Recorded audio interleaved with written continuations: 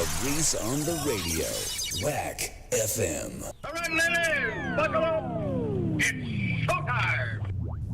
What's wrong with being an angry prophet denouncing the hypocrisies of our times? Do you want to be an angry prophet denouncing the hypocrisies of our times? Yeah, I think I'd like to be an angry prophet denouncing the hypocrisies of our times. Then grab it, grab it. Mary had a little lamb, its fleece was white as snow, and everywhere that Mary went, the lamb was sure to go. Turn on, tune in, and drop out. Yeah, I'm super cool. I never once said nagada. I think everyone wants to know where we came from and how the universe began. You know what I'm saying? I have sinned against you. Reese.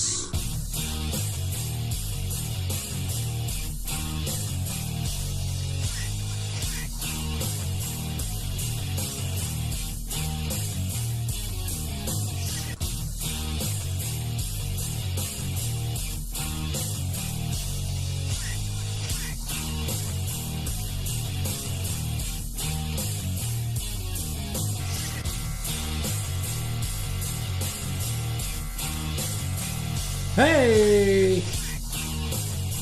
What's going on, you haters out there? You know what time it is. It's time for the world's most hated and most racist online show in America. It's Reese On The Radio. Kicking it live. What day is it today? I don't even know what today's date is. Get that song now. Oh, it's Thursday. Damn, it's Thursday today. Of all days, folks. Let's get into it, folks. It's time to play Donald Trump's favorite song.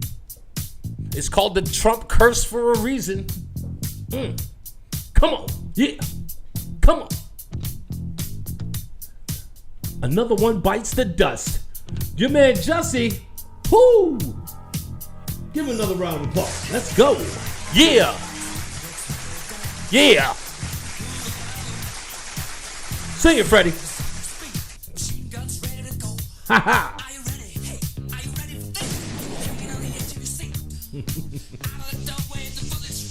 Jussie, smell that.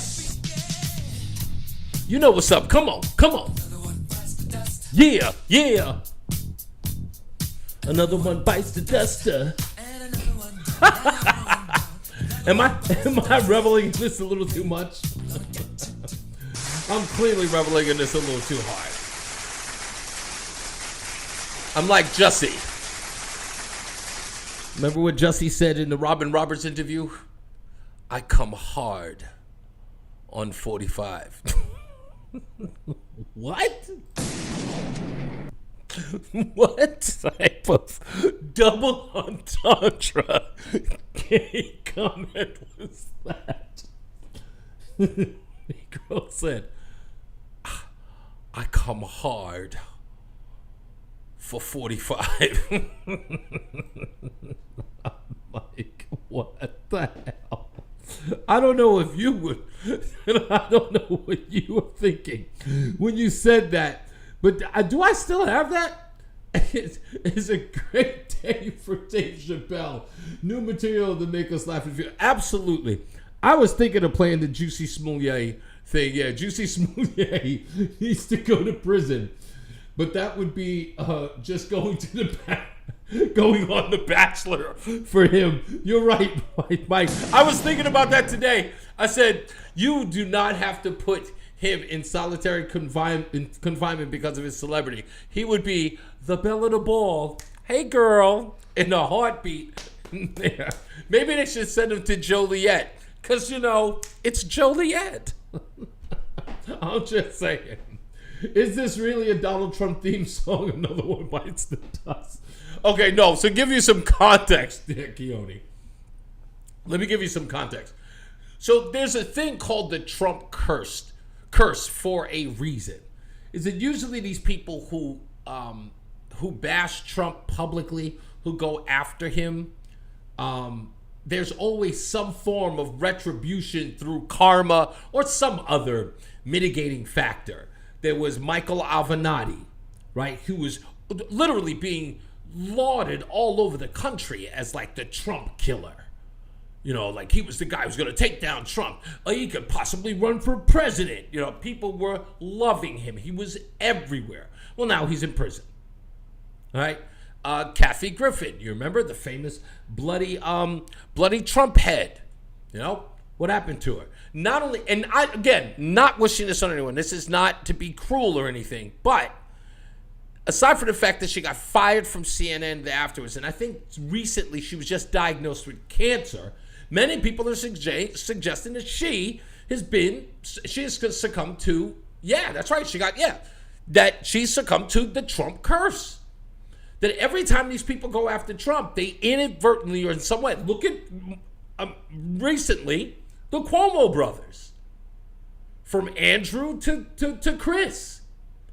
And there are a list of people who have had these sort of, these retributions, if you were, through karma or through other mitigating factors, that have had their lives turned upside down after coming for Donald Trump. And that's just the way it goes. So when I'm playing Another One Bites the Dust, because, let's be honest, Juicy said, I come hard for 45. Don Lemon could be next.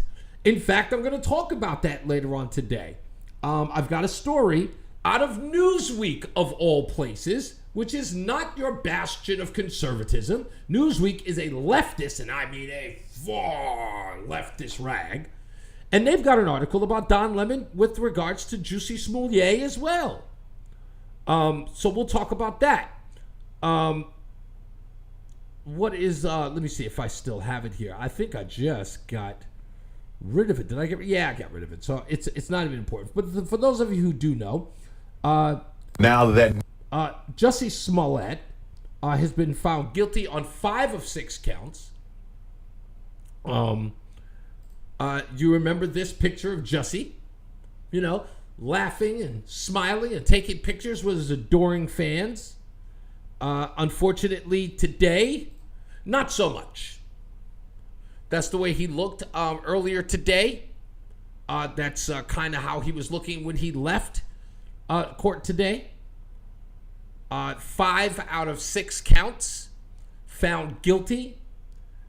They do believe that there may be a perjury charge on top of that because, in the state of Illinois, if you take the stand and you are found guilty, you can be charged with perjury on top of that.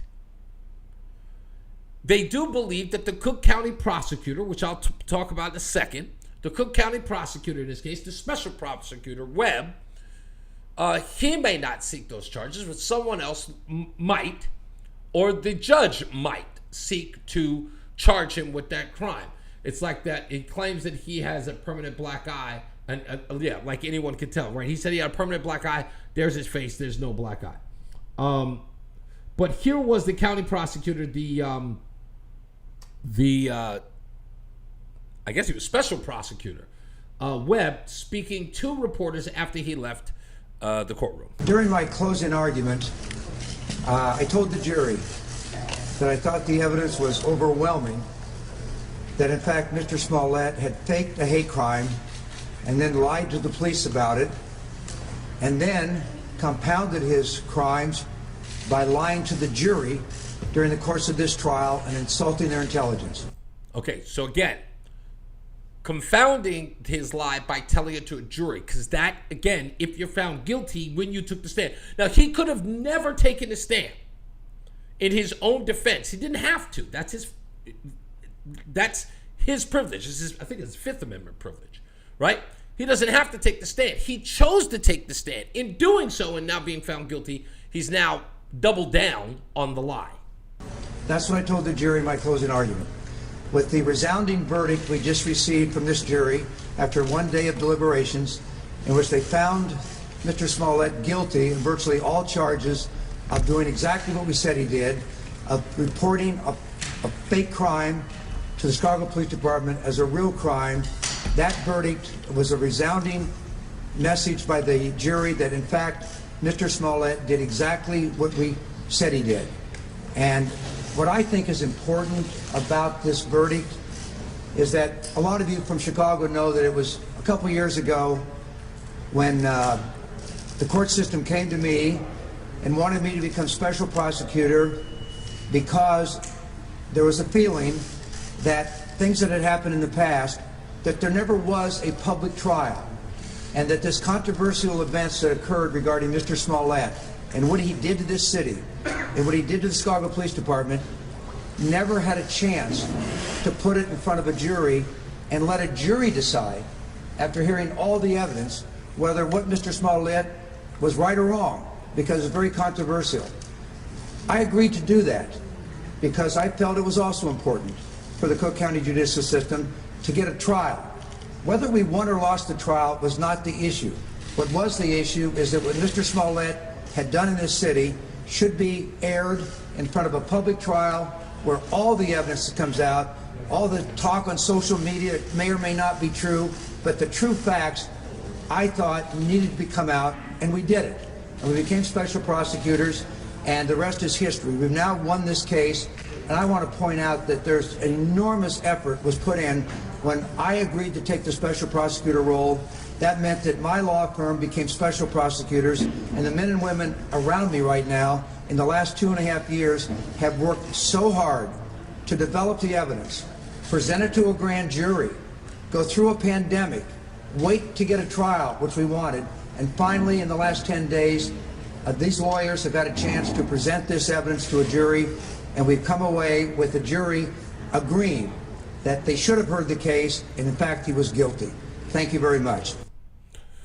So, pretty much there you have it.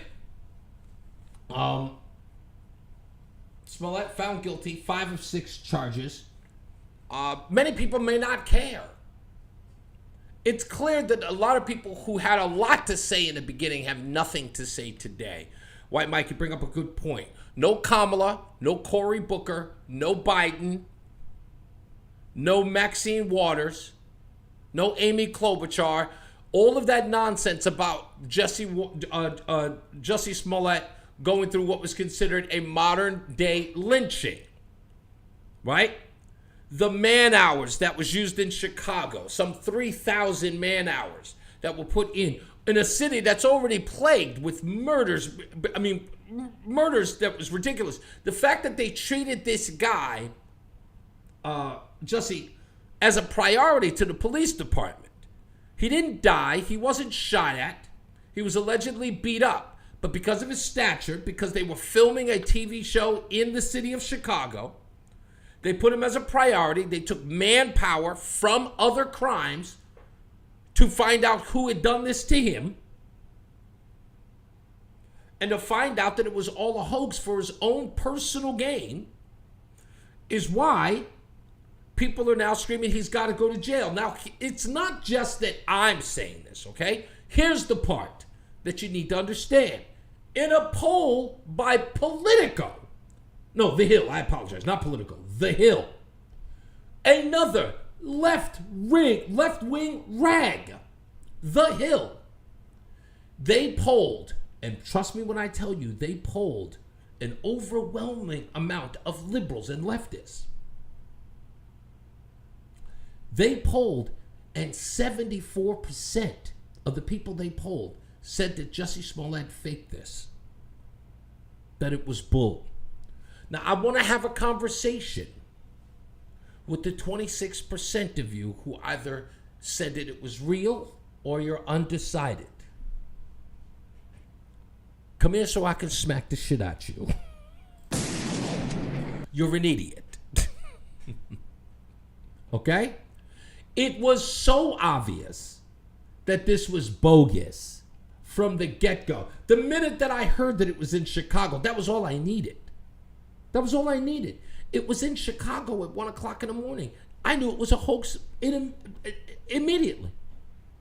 They said, this is MAGA country in Chicago? Are you kidding me?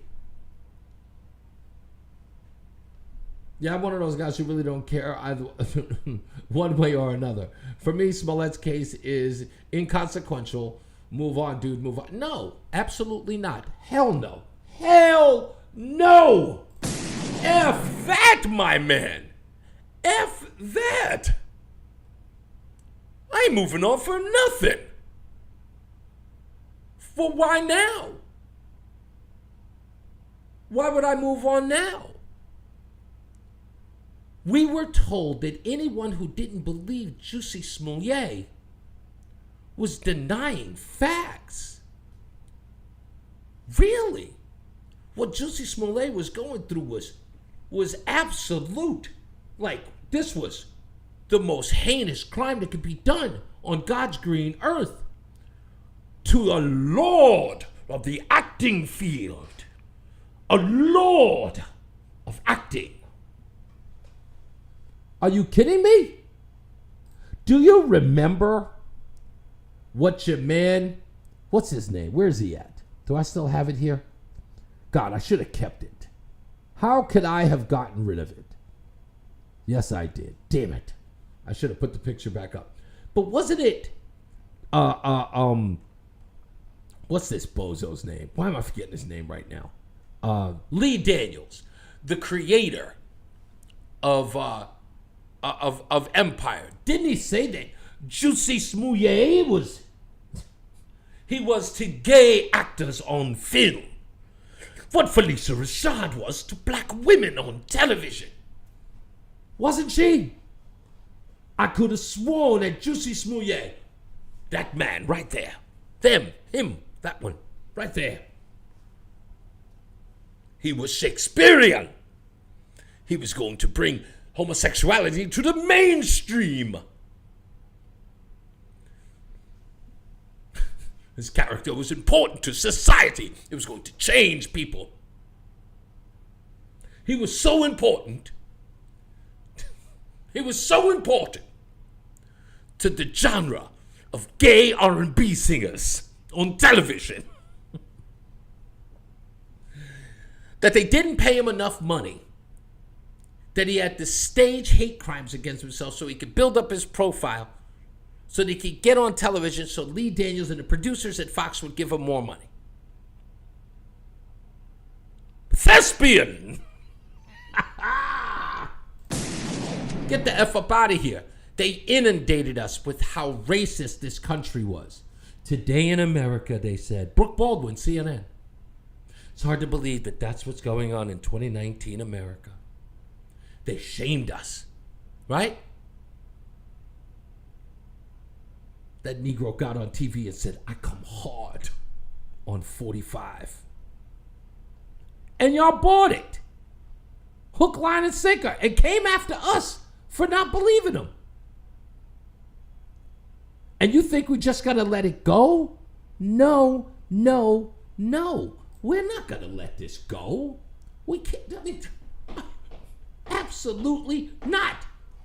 Hell no. I ain't letting it go. F that.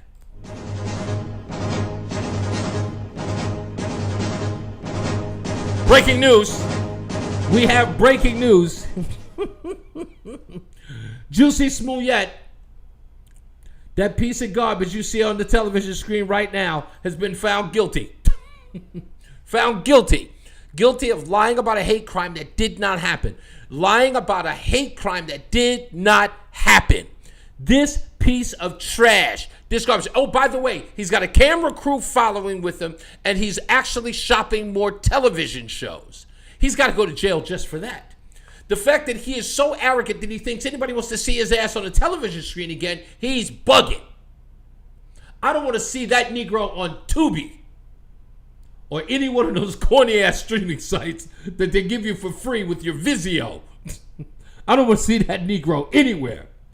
And remember Robin Roberts over at ABC News? Remember Robin Roberts over at ABC News who did that interview? Who did that long-ass interview with him? Try this on for size. Try this on for size. ABC News gave that boy an exclusive interview. They sat down with him for an hour. They aired it on Good Morning America, the #1 morning show in the country, and then aired it on Nightline for a half an hour. And to make matters worse, right, they put Robin Roberts, because he's gay and Robin Roberts is a lesbian, they put them on together. Because Robin Roberts, who can't do regular news, can only talk about cultural news, about whether or not it's black and gay. They put her on Front Street. And at the end of the interview, when she finished talking to Jussie Smollett, she says, just beautiful, just beautiful, just beautiful. Anybody want to take a wild guess? When's the last time ABC News covered this story? Anybody want to take a wild guess on when ABC News, Good Morning America, covered this story? Don't worry, you don't have to guess. Take a look at the screen right here. Now that new twist in the Jussie Smollett scandal, a special prosecutor is now indicting the actor who is accused of making up the story of his racially motivated attack. Alex Perez joins us now from Chicago with more. Good morning to you, Alex. Hey, good morning, Michael. Almost a year since similar charges against Jussie Smollett were abruptly dismissed, the special prosecutor now handling the case says those charges should have never been dropped. Now, a grand jury on Tuesday indicted Smollett on 6 counts of disorderly conduct. Those charges related to allegations the actor allegedly staged a racist and homophobic attack against himself. Now, his attorneys argue this is about politics, not justice. He's due back in court on these new charges February 24th. George? They haven't covered Jussie Smollett on Good Morning America since February 12th of 2020. That's crazy, yo. They did the exclusive interview on Smollett when he got attacked. About a week later, February 12th of 2020? Anybody want to take what? That's 56 days. It was everywhere. The Robin Roberts interview was being fed everywhere. And that's the last time they spoke about it over at ABC News. Let it go, move on?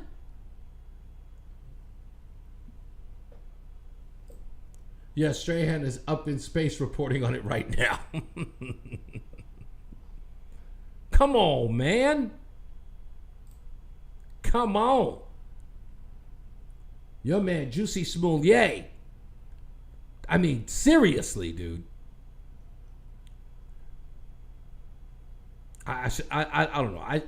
I'm trying to figure out where the hell all this stuff has gone wrong. I don't know. I couldn't tell you. But there you have it. I'm going to, I guess I can. Yeah, why not? We'll take a break.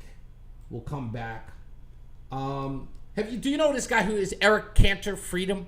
Are you familiar with him? And Inez Cantor Freedom. I'm pronouncing his name wrong. Inez Cantor Freedom.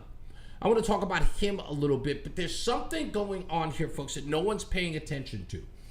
The people over at CNN are weirdly going full throttle on criticizing China. Jake Tapper was the first person to bring out this report about a tennis player that was sexually assaulted and now she's disappeared. And ever since that report, all of a sudden, they're doing things over at CNN that are really, really going after China. They're going after China hard. And they're not just going after China. Don't get me wrong. They're not just going after China.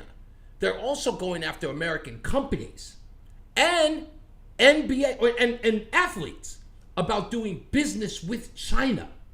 I'll play you some of the video. I have a very, very interesting theory on why CNN is all of a sudden up in arms about China. China's been doing what China's been doing forever. Okay? But now they are going full throttle on China, and I'm almost certain I know why. Stick around. We'll be back in about a minute and 20 seconds. Give me a minute. We'll be right back. It's Reese on the Radio.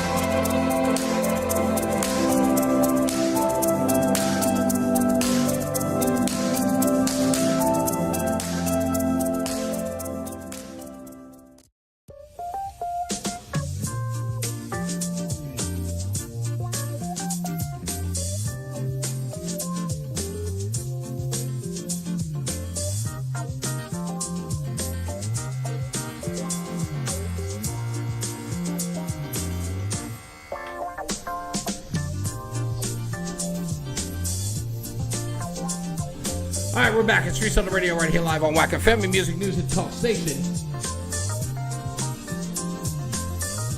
Big fan of Bob James because of my my affection for Run DMC. Anyway, so China has been on the crosshairs of CNN for the last couple of days. And I had this video for a while, and I was waiting to find out what it was all about. So I gave it a couple of days. I wanted to see what direction they were going, because it was very unheard of for CNN to go on China the way that they did in this case. Listen to Jake Tapper here. Not just go after China, but go after the NBA, sneaker companies, and all that on his show. This was sometime early in the week. This past week, the Women's Tennis Association did something that few other athletic organizations or corporations in general have been willing to do: criticize the Chinese government and take serious steps to protest its brutality. Now, this began weeks ago when Chinese tennis champion Peng Shuai accused a former top Chinese government official of sexual assault. Quote, "Even if it is like an egg hitting a rock, or if I am like a moth drawn to the flame, inviting self-destruction, I will tell the truth about you," unquote, she wrote on Chinese social media. And that post vanished within 30 minutes. And then, so did she. The WTA not only spoke out against this injustice, it decided to suspend all tournaments in China because of its treatment of Peng Shuai. We walk away from this, we're basically telling the world that not addressing sexual assault with the respect and seriousness it requires is okay, because it's difficult to do. It's something that we simply cannot happen, and it's not what we stand for as an organization. Now, not only is the International Olympic Committee, which will hold the 2022 Winter Games in China, not only is the IOC not raising its voice in solidarity and protest, the IOC is helping the Chinese government by providing them cover. On November 21st, and then again last Wednesday, the IOC told the world that they had held video calls with Peng Shuai. For neither call did the IOC release the video or even a transcript. The IOC has not mentioned her allegations of sexual assault, nor would the IOC explain who set up these calls. The IOC is behaving like a mob lawyer. The IOC is in bed with China. Beijing hosted the Olympics in 2008 Summer Games. They did it in spectacular fashion, but even then it was apparent to many of us that the IOC was aiding and abetting a problematic regime. Yes, the Olympics are supposed to be free of politics, but this is not about politics. The allegations against the Chinese government go far beyond its treatment of Shuai. This year, both the Trump and Biden administrations have asserted that China is committing, quote, genocide and crimes against humanity against more than 1 million Uyghurs, ethnic Kazakhs, Hui, other Muslims, some Christians, in internment camps or converted detention facilities. Now, this is something we've all known. We've all talked about it. There are people who constantly talk about it. In fact, if you remember, it was just a few years ago with the owner of the Houston Rockets who said, "Free Hong Kong." And LeBron James brought attention to the tweet when he said people who don't know what they're talking about shouldn't talk about things that they don't know about, because the NBA was in bed with China. Now, what did China do when they heard this by the owner of the Houston Rockets? Well, the Houston Rockets, which is the most popular team in China because of Yao Ming, right? They get rid of all of the games of the Houston Rockets in China. Adam Silver, they all talked to the... In fact, LeBron James even went so far as to try to get the owner of the Houston Rockets fucking removed because they were messing with their money. Okay? Even after Sports Illustrated, I believe they did a huge bombshell story about the NBA-affiliated China conglomerate that was there abusing young boys in China that were part of the NBA camps. This was a direct association with the NBA. The story got no play in national media. CNN did one story about it. the day that the article came out, you never saw it again. The NBA made no amends. They made no changes. They said nothing about how they were going to deal with it. This is a serious thing, they said, but we heard nothing about it, but it just went away. But now all of a sudden, Jake Tapper's talking about the Uyghurs who have been sterilized, abused, forced in labor camps. These are stories we've known for years that no one reports about, much less CNN. But here's Jake Tapper, and look, he's how animus he's like, what the hell's going on? Yeah, would we be dealing with China if they were interning Jewish people or people of color? Of course not. But again, this is my whole point. You've never seen CNN like this, much less Jake Tapper. According to the U.S. State Department, Chinese authorities are forcing some women in these camps to take unknown drugs and injections. They're forcibly implanting IUDs, coercing them to get abortions and surgical sterilizations. Again, CNN is outraged about abortions by Uyghur people. That's not CNN. Who are they talking about? According to former detainees, Beijing, of course, denies these charges. In fact, it's possible that you are about to purchase or receive a Christmas present made, at least in part, by Uyghur forced labor in Xinjiang province. Bipartisan legislation being debated right now in Congress would help prevent that if it passes. Right now, it's unclear that the House and Senate Democrats have a plan to get that legislation to President Biden's desk, with the Washington Post reporting that the Biden State Department is seeking to water down this legislation. We know that for a time, Apple and Nike, a lot of big companies are pushing against it. They're not going to admit it. Who's going to go out lobbying in favor of slave labor? But this is their bottom line. Of course, Apple and Nike publicly claim to decry slave labor. But to be clear, the behavior we are seeing from U.S. corporations is not about a company surviving. It's about discontent with just hundreds of millions of dollars, desiring instead billions of dollars. And those riches, they create blinders so that you get comments like this one about the Chinese government this past week from billionaire hedge fund manager Ray Dalio. Now, as a top-down country, what they're doing is that it's that kind of like a strict parent. They behave like a strict parent, and they go through that. That is their approach. We have our approach. A strict parent, just like, Casey Anthony. Even companies that here in the U.S. pride themselves on progressive values will whitewash for gold. For a Chinese release, Marvel Studios' Doctor Strange turned a major Tibetan character into a Celtic one, reportedly for fear of offending China. Here's Tom Cruise's iconic bomber jacket in Top Gun from 1986, which includes a flag of Taiwan patch. And here's Paramount's replacement patch, decidedly not Taiwan, for next year's sequel.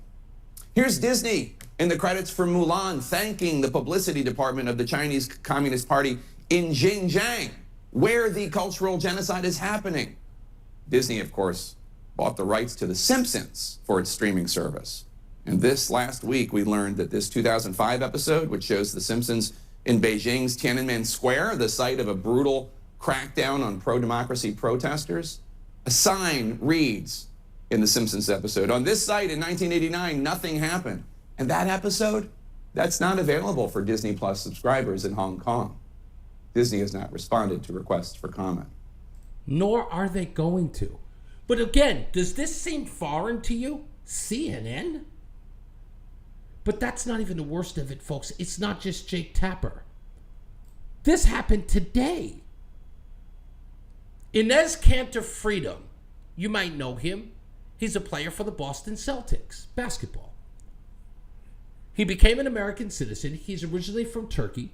He has been outspoken about what's been going on in China. Free Tibet, free Hong Kong. He's openly criticized LeBron James and Michael Jordan and asked them both to go on a flight that he would pay for to go to China. He asked the CEO of Nike to go there to see the slave labor camps. Of course, all of them have declined.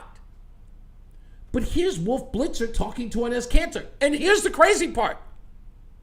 They're talking to Enes Kanter freedom, about being an American citizen. Wolf Blitzer's praising him. CNN? the most racist country in the world, is celebrating Enes Kanter and has got him on screen? All right, let's get some more from the NBA star Enes Kanter, freedom of the Boston Celtics. Enes, thanks so much for joining us. You're an outspoken critic of China's authoritarianism. We're seeing he's wearing a shirt that says "Free Tibet, Free Hong Kong," and there's Jake Tapper lauding over Enes Kanter freedom. The shirt you're wearing right now. Does a diplomatic boycott of the Olympic Games in China go far enough?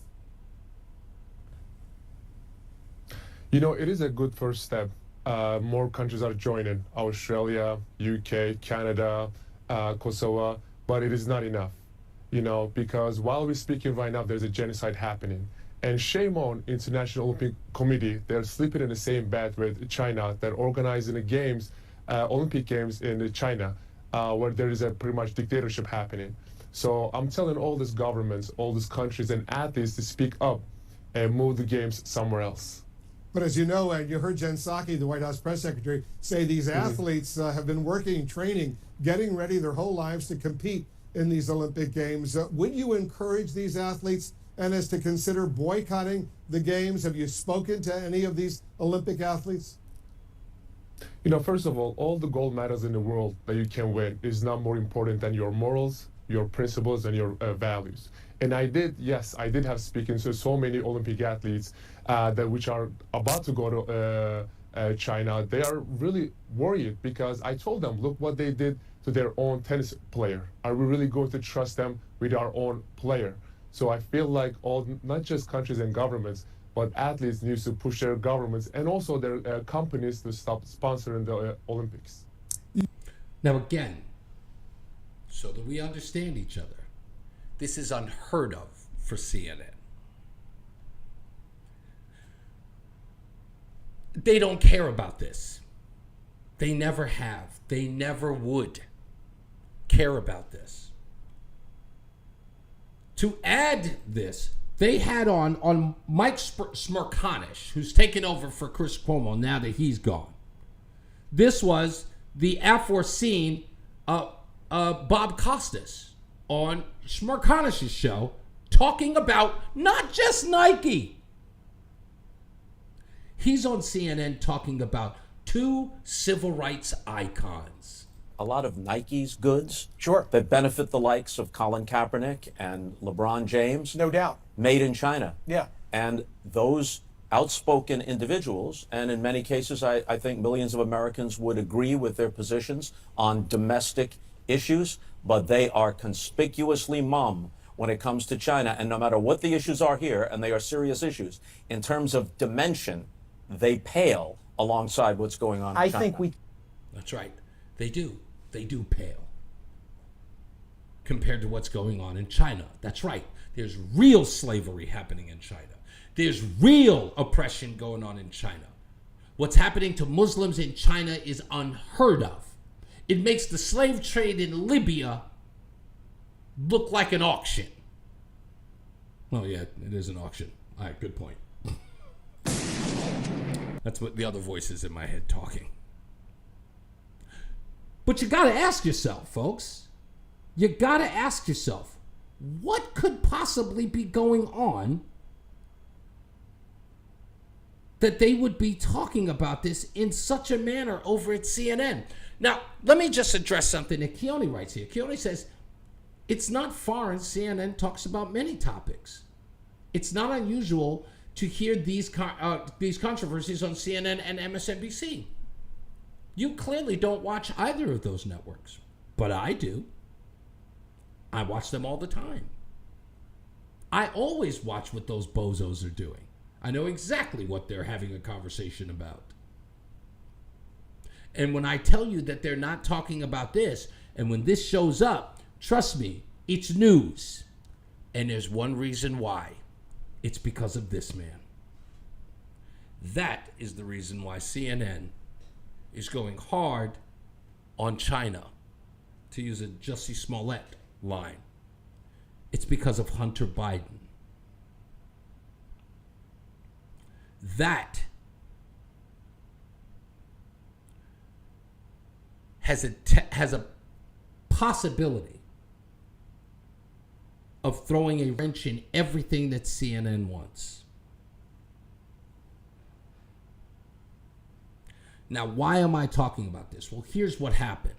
You see, before the election, we found about the laptop from hell, the laptop of Hunter Biden. Tony Bobolinsky, who I played on this show, we played audio and video of Tony Bobolinsky, who used to be Hunter Biden's business partner, who did an exclusive interview that got 7.5 million views live on Tucker Carlson's show. Tony Bobolinsky literally knows where the bodies are buried when it comes to Hunter Biden, Joe Biden, and their dealings with China. And their dealings with China can upend the Biden administration. Now, how do we know that this is a problem? Well, let's start back on November 16th of 2021.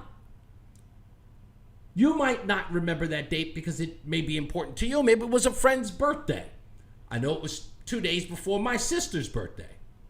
But November 16th, 2021, something very interesting happened. Joe Biden had a virtual meeting with the president of China, Xi Jinping. What they talked about was irrelevant. But what Xi Jinping said at the beginning of that conversation is all you need to know. Xi Jinping said, and I'm paraphrasing here, "Hello, President Biden.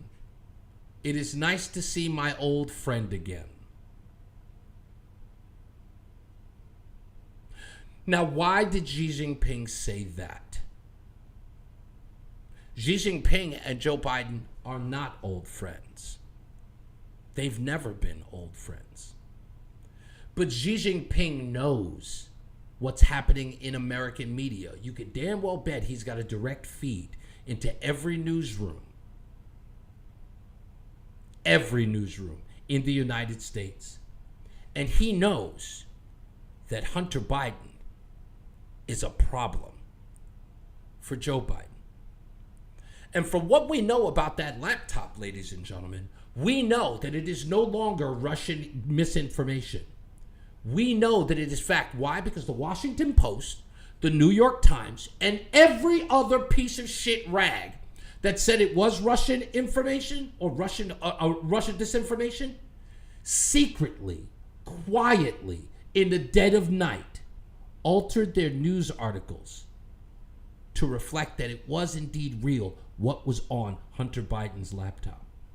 It is true that Hunter Biden was collecting money from the Chinese government and from the Russian government and from oligarchs in Ukraine. Burisma to be exact. That he had collected some $3 million from a Russian oligarch's wife. That he had received jewelry, a diamond ring, to be specific. That Chinese governments were funding, they were giving money to Hunter Biden. And Hunter Biden, in transmissions that are on there, talking about 10% going to the big guy. All of that is factual. All of it. And CNN knows that. And CNN is running interference for that. Because they know that Hunter Biden is going to be the vast undoing of the Biden administration. There's something coming down the pike, ladies and gentlemen. I promise you. And what's happening at CNN is the objective is to distract you. Making it about LeBron James and Colin Kaepernick, distracting people towards them. Now, all of a sudden, being concerned about the Uyghur situation, right? Being concerned about a woman who has been sexually assaulted, a tennis player you probably have never heard of, is now a priority over at CNN. Everyone's talking about her sexual assault. What's been happening with the Uyghurs have been going on for years, and there's never been any talk about it. One tennis player, and all of a sudden, out of nowhere, CNN's throwing their hat in the ring, and they want to stop the genocide that's happening in China. Why? If you don't believe that it has anything to do with Hunter Biden and his dad and about their dealings in China and the money that they make, that these people over at CNN and soon MSNBC are trying to pull the wool over the American people's eyes, but when information starts coming out about their dealings with these countries, because when I tell you, when you know that Xi Jinping is calling Joe Biden my dear old friend, that means he knows that Joe Biden, all he has to do is flinch. All he has to do is flinch. All he has to do is say something. Send a ship or a submarine into the South China Sea. Run a military operation with Taiwan. Go over to Japan and do a war game. I dare you. There'll be no military exercises out of the Biden administration anywhere near China or any one of what it perceives as its assets. This president will be fickle and timid at best.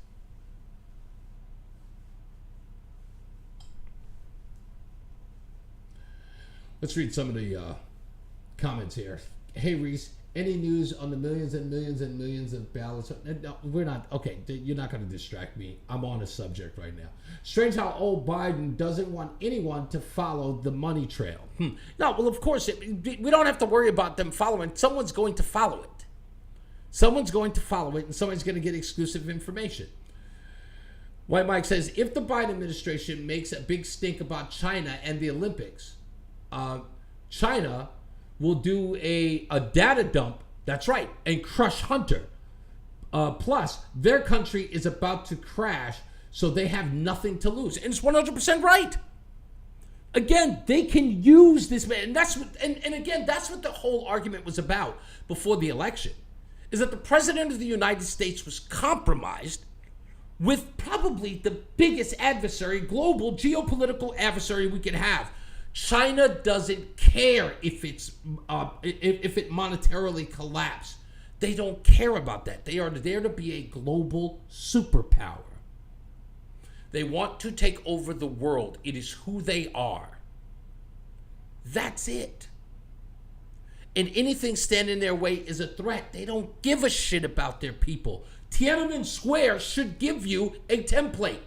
Remember, history is there for us to, to view it, to learn from it, so that we don't repeat it. That's who China is.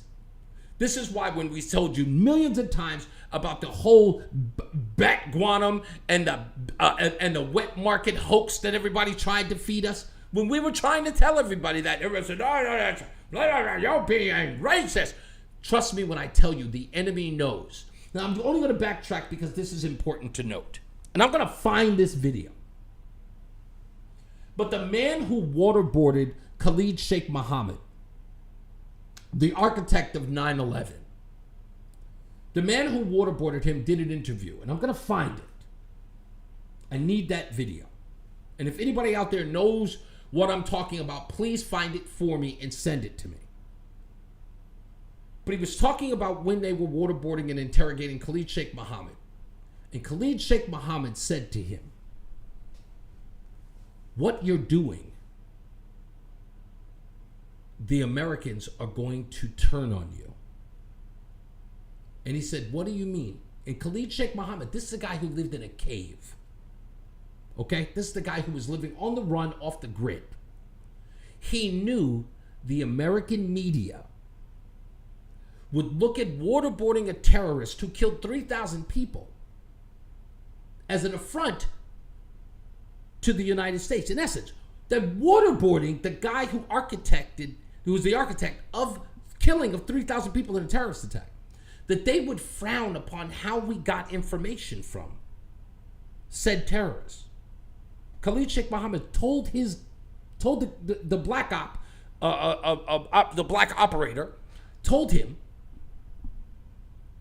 that your liberal media will turn against you for what you are doing here. And he was right. Because no sooner than Barack Obama came the president of the United States, what did he do?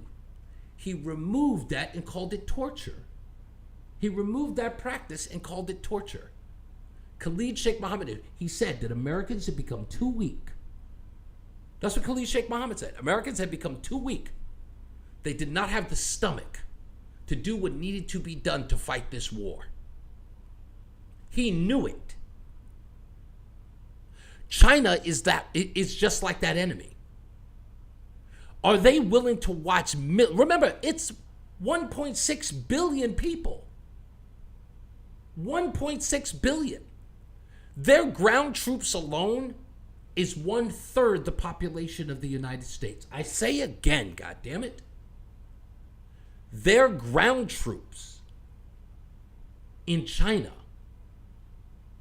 are 1/3. Their military is 1/3 that of the U.S. population. They understand their mission better than anybody. They will kill us, and they will use any means to kill us, whether it's geopolitically or in war. We don't have what it takes to go to war with China. Just like we didn't have what it takes to go against those people in Afghanistan or Iraq.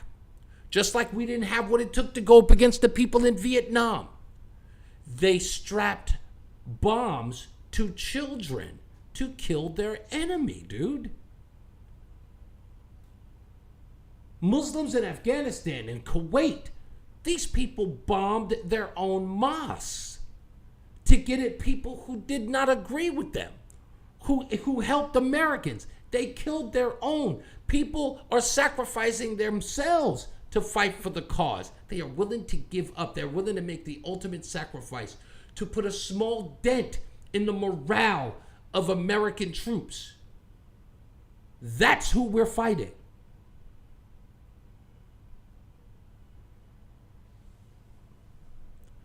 So if the folks over at CNN think that they're going to run cover for this bozo in some sort of way that means that we're going to get distracted, we're all of a sudden going to demand that LeBron James stop selling his sneakers and Colin Kaepernick, you too. I'm not falling for the banana in the tailpipe. Not happening. Yeah, exactly, John Beckman. And the media would allow a fuck up like Hunter to get us all killed. Of course he would. Just like I said last night, Americans are soft. Keone, I'll read you as the last. I said we should have removed body parts. Reese, a finger, a toe, an earlobe, a heel. That's what we should do in our captured prisoners of war, right? I didn't suggest anything like that. That would be the extreme. You liberals like to do that. You always go all the way to the extreme. I didn't say any of that. We were waterboarding him. We weren't cutting off people's fingers. We simply put water on his face. And guess what those 183 waterboarding attempts got us? It got us Osama bin Laden. Oh, yes, it did. Because Khalid Sheikh Mohammed gave up the courier that we ended up following that led to finding out where Osama bin Laden was hiding. And we killed his ass, now didn't we? Try to remember history. That's what I do. You know what that sound means. It's time for me to get the F up out of here. As I always say, radio is free, so we thank you for paying attention. Remember to keep JC in your hearts and in your minds. Sean Patrick, we love you and we miss you. Also remember that panic is not planning, so plan your work and work your plan. I'm Reese on the radio. You have a good night and a pleasant tomorrow. And I hope to see you back here tomorrow too. Be good to each other. I'll holla.